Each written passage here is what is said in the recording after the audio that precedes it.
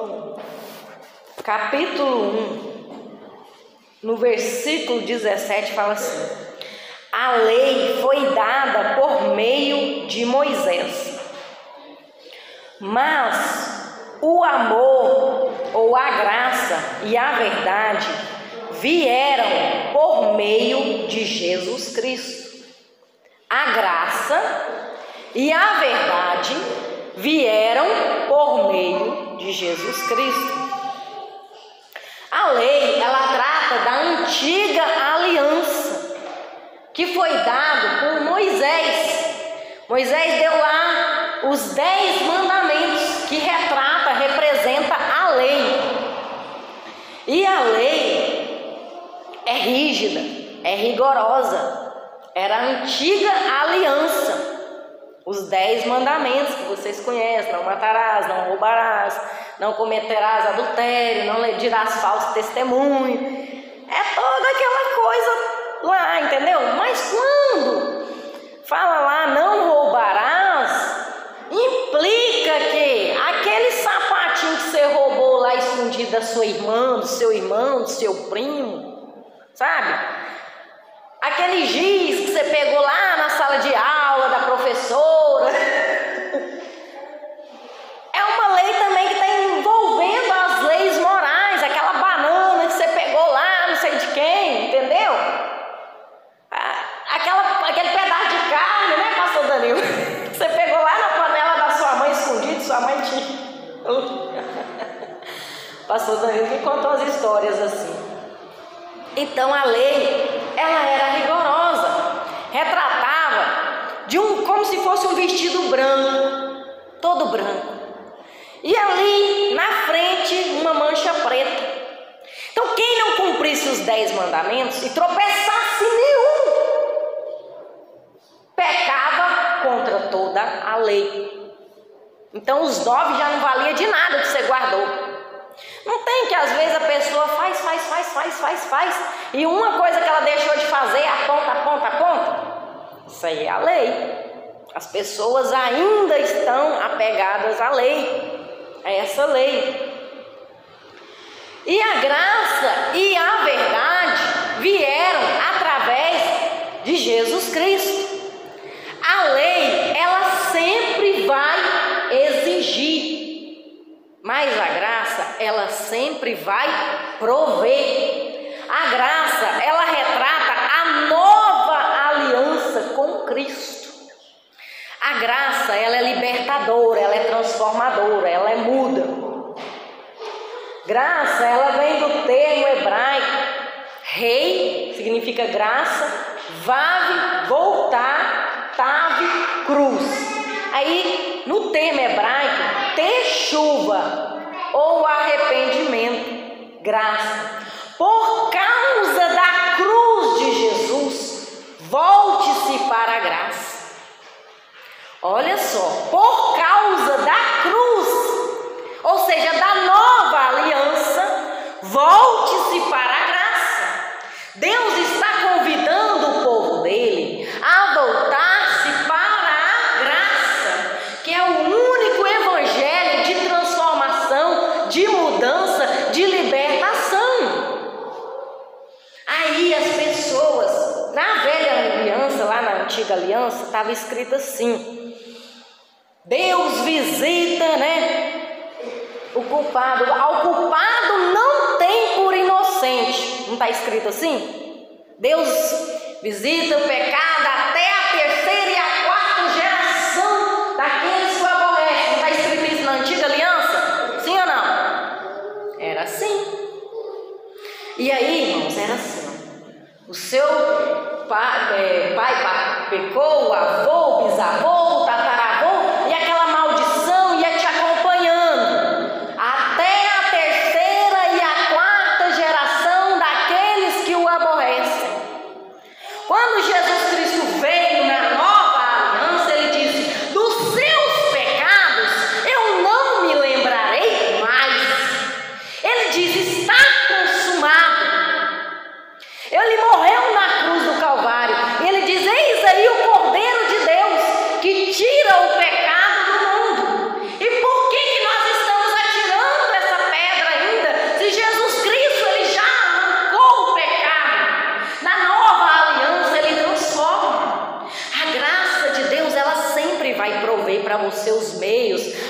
condições. A graça de Deus, ela não vai te exigir uma semente. Ela vai te dar uma semente e vai florescer. E vai florescer. Olha só. Abra a palavra de Deus aí no livro de Romanos.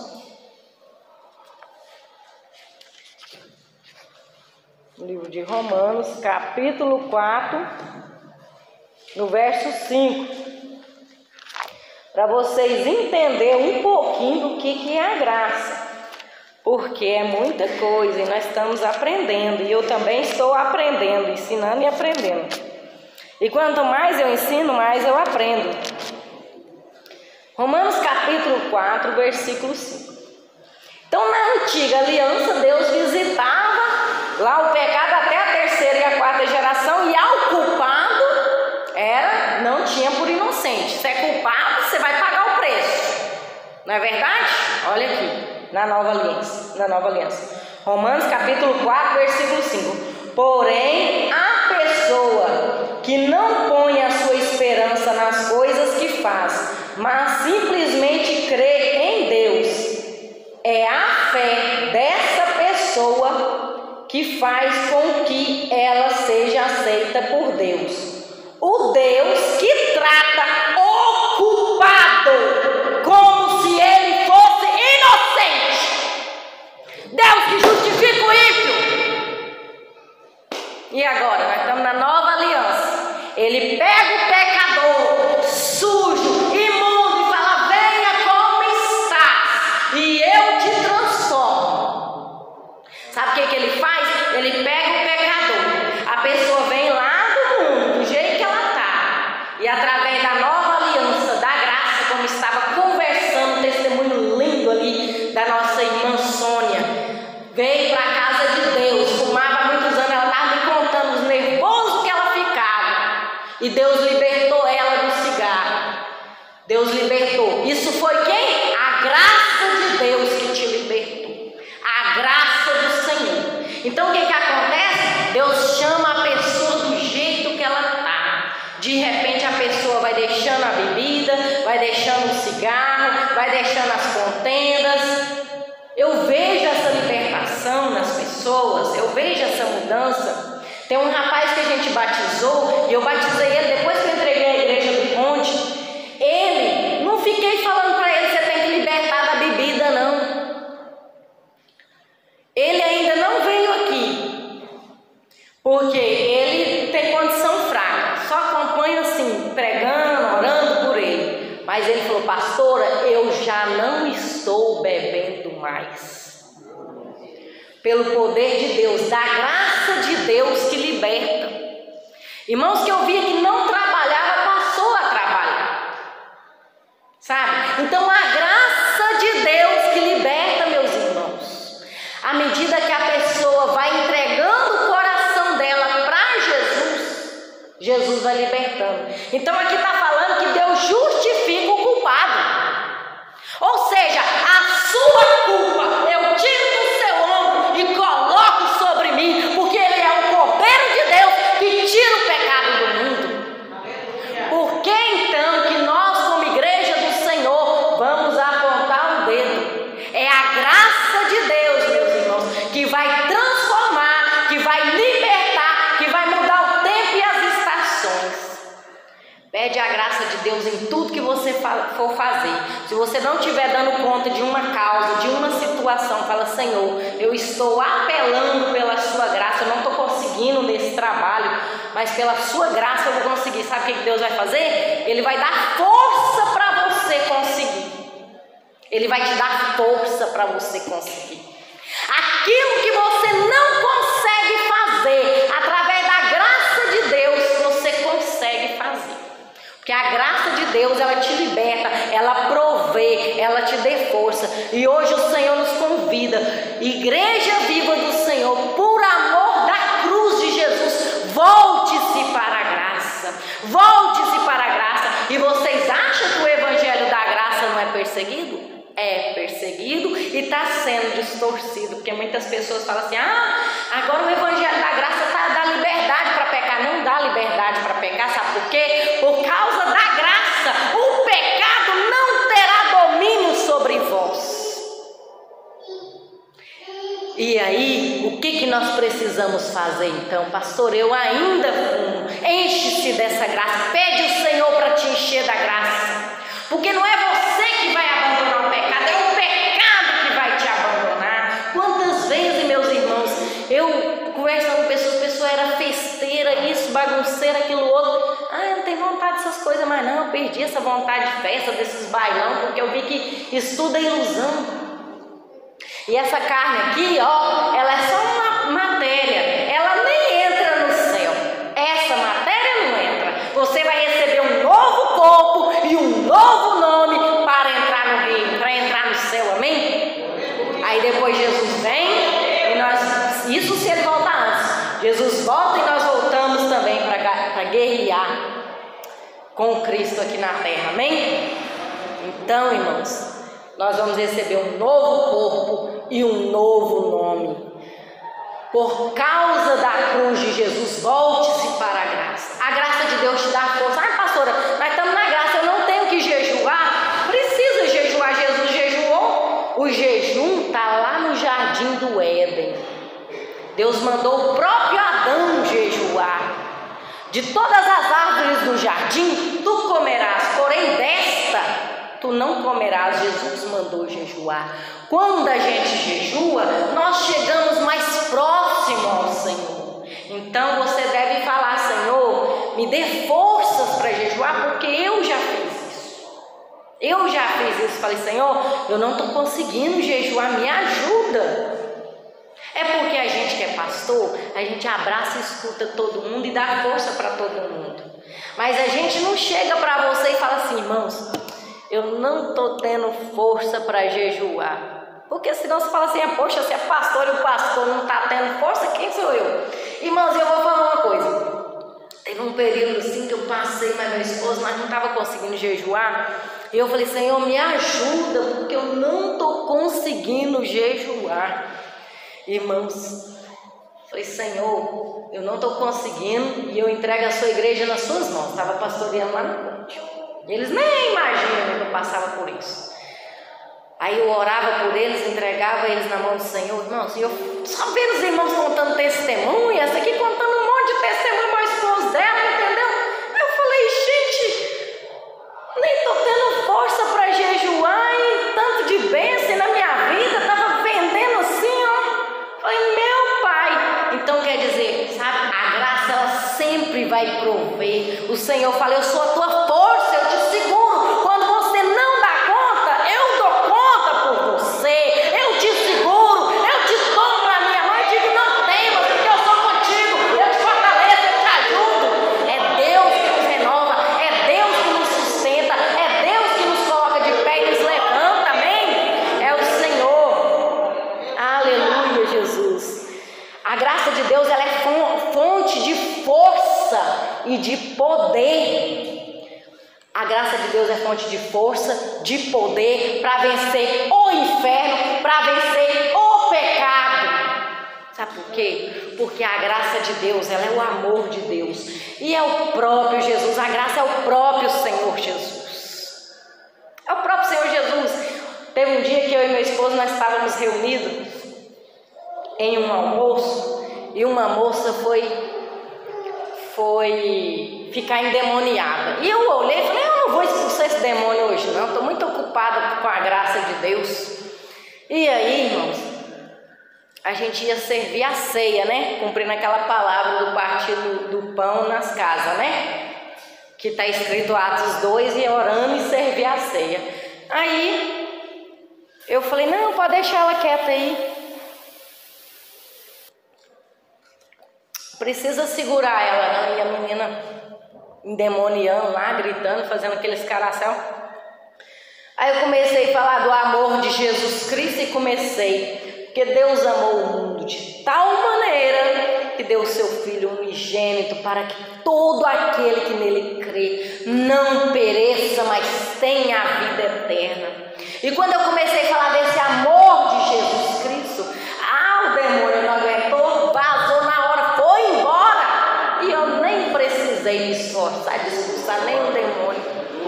Nem precisei, que o demônio foi embora e a moça ficou boazinha, só pastor Cornélio falando do amor de Jesus Cristo. Então o amor de Cristo nos liberta, nos fortalece, nos renova, nos enche de amor, nos enche de fé, nos enche de uma nova aliança. Você tem força para falar. Aí as pessoas vão falar assim: nossa, por que você é tão abençoado? Eu falei: a graça de Deus na minha vida. Falar: eu quero essa graça também. Sabe? As pessoas vão ver a graça, vão ver o amor de Cristo, vai ver a força de Deus. E outra coisa, a graça de Deus liberta da dor. Você está sentindo uma dor? Fala: Senhor, que a sua graça toca nesse braço, nessa perna, nesse ombro. Senhor, eu tenho que ir lá fazer tal serviço. Não está conseguindo fazer o serviço da sua casa, Senhor, eu preciso fazer, mas não estou conseguindo. Me dê a graça do Senhor, pois a graça de Deus te alcança.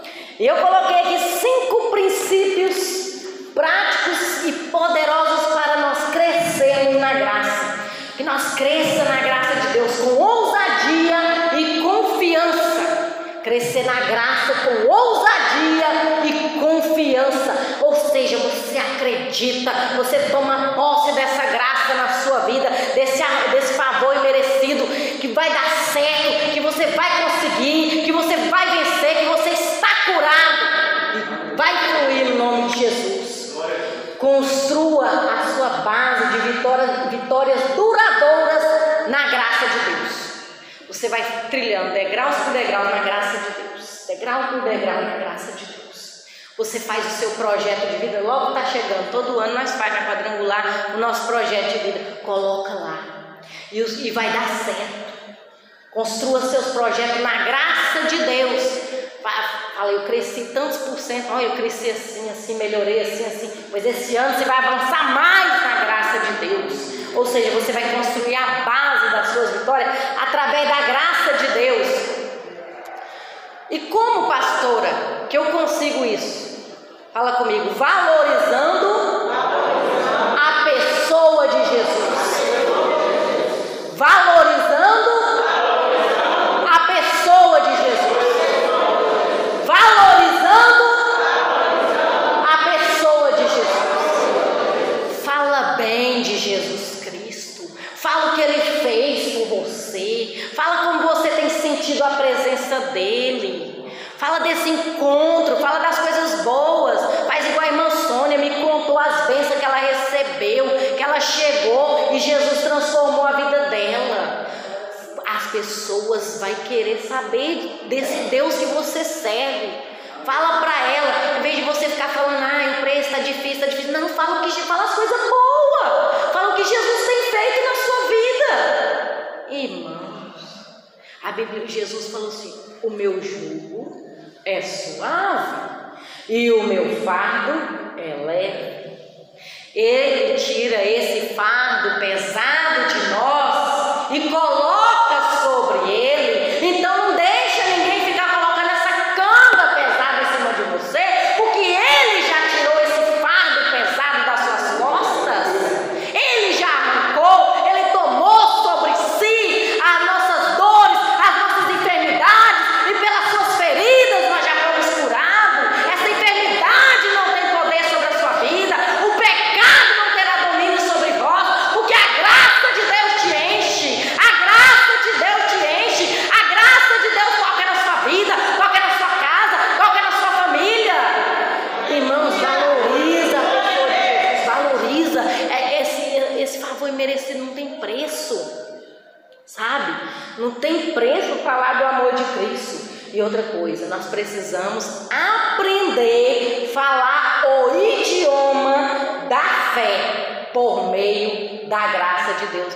Pastor, eu estou sentindo fraca a minha fé. Então você vai fazer como está escrito em Gálatas 2:22. Não na sua fé, mas na fé do Filho de Deus, que a fé dele não falha, a fé dele é perfeita. A nossa fé às vezes fraca. Minha fé está fraca. Não tem igual Angola? Estou fraca.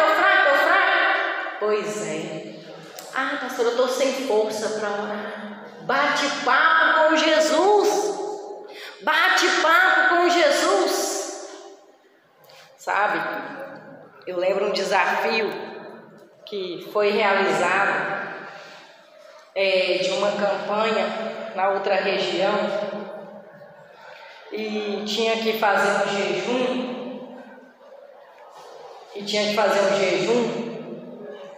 e era para todos os pastores jejuar e depois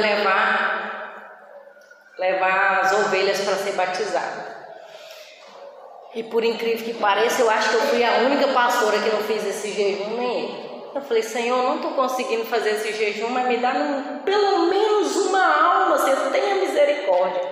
E eu não fiz não, irmãos, confesso, não fiz. Mas não falei nada para eles não. Falei, eu confio na sua graça. Aí, a moça perto da minha casa, que eu sempre conversando, levando ela para a igreja, né? Sempre levava ela lá na igreja do Conde, conversando, explicando. Ela, eu quero batizar. E eu levei ela para o batismo e nós somos os únicos pastores que levamos. Quer dizer, nós não pagamos o preço, mas Jesus já tinha pago o preço. Ué, pastor, então não precisa jejuar? É igual eu te falei, o jejum vai te aproximar de Deus. Pede para o Senhor que Ele vai te dar os dias de você jejuar. Não é todo dia que a gente jejua, não. É momentos, é períodos. Entendeu? Tem aqueles dias que você tira para se consagrar e pede para o Senhor que Ele vai te dar como que é feito, que você vai fazer essa consagração. E o Senhor vai te direcionar, porque o jejum ele nos fortalece, ele nos renova. Nós temos os períodos que a gente tira para fazer essa consagração, a gente vê uma diferença, está entendendo? Muito grande. E é necessário sim, mas existem momentos na nossa caminhada cristã que nós recebemos pedradas. E às vezes na nossa caminhada cristã falta-nos a força para o jejum. E aonde que você não está vendo, mas é o momento que Ele te pega nos braços e fala, filho, eu estou com você, eu já levei essas pedradas, eu já levei, então nós não precisamos levar nenhuma pedra. Você lembra lá da mulher adúltera? Todo mundo, lei de Moisés, era assim, se fosse pega no adultério, ia ser apedrejada até a morte. Jesus Cristo olhou aquela situação. Seus santos, vocês são muito santos, né? Engraçado que era só a mulher. Ela adulterou sozinha. Cadê esse homem? Cadê o prostituto? O prostituto saiu fora porque era um judeu da época e ele não podia se expor. Jesus Cristo, com toda a sabedoria do mundo, falou, atire a primeira pedra sobre ela, quem não tem pecado. Mas só desde os mais velhos, todo mundo foi embora. Todo mundo foi embora. Sabe o que aconteceu naquele momento com aquela mulher? A graça de Deus se apoderou dela. Aí Jesus olhou para ela e liberou uma palavra de graça sobre ela. Vai e não peques mais. Quando ele falou assim, vai, primeiro ele libertou, foi ou não foi? Ele libertou porque ela não ia morrer, ela ia ser morta, ia ou não ia? Ele libertou, primeiro ele libertou, depois ele falou, vá e não peques mais. Ele liberou a graça sobre ela, ele liberou a graça sobre ela. É assim que Deus faz. Irmãos, então nós vamos crescer em ousadia e confiança através da graça de Deus, com sua base de vitórias duradouras através da graça de Deus. Valorize a pessoa de Jesus, fale o idioma da fé. Eu tudo posso naquele que me fortalece. Eu creio no meu coração e depois eu falo com a minha boca. Eu tenho que confessar. Pastor, não preciso não, que eu já creio aqui no meu coração e Deus sabe. Crie, por isso falei. Está escrito no livro de 2 Coríntios 4, algum versículo eu esqueci. Crie, por isso falei. Creia no coração para a justiça e fale com a boca, porque as palavras têm poder. No Provérbio 18, 21 fala assim, o poder da vida e da morte está na língua, e aqueles que amam comem do seu fruto.